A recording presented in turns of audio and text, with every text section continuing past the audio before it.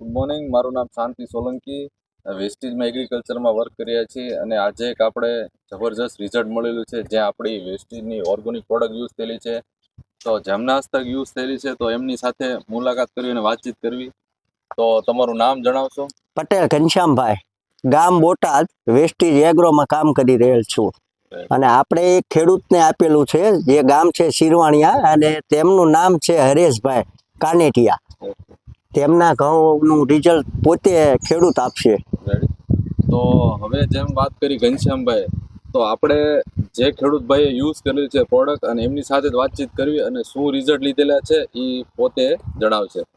તો તમારું નામ જણાવશો? મારું નામ હરેશભાઈ મનોભાઈ કાનેટિયા, ગામ શિરવાણિયા. મેં આ પ્રોડક્ટ વાપરેલી છે.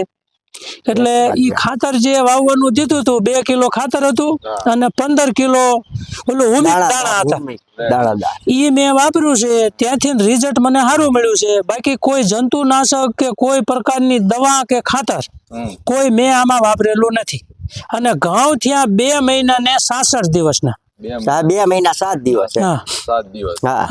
અને હરેશભાઈ, આપણે રિઝલ્ટ વિશે તમે શું કહેશો? હાલમાં ઘઉંની રિઝલ્ટ, આ ઘઉં જોતા આ ખાતરનું રિઝલ્ટ બહુ સારું છે.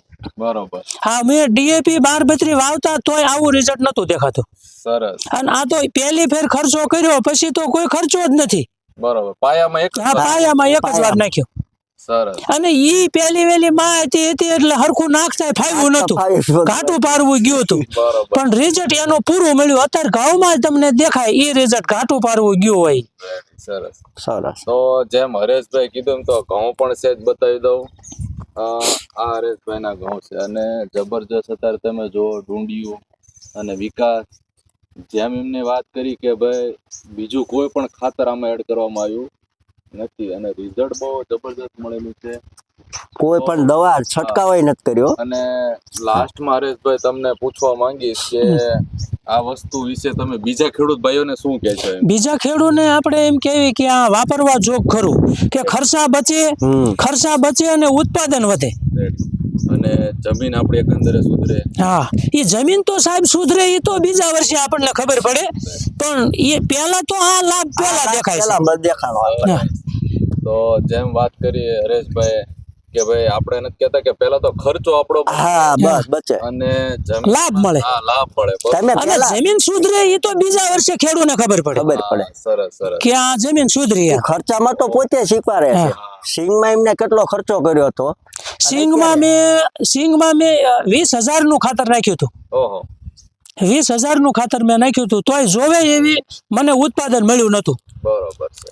અને આમાં ઓછા ખર્ચે ઉત્પાદન સારું મળે એવું મને દેખાય છે. સરસ.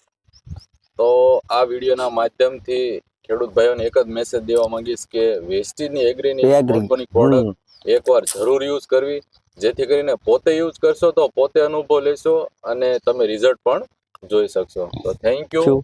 Wish you all.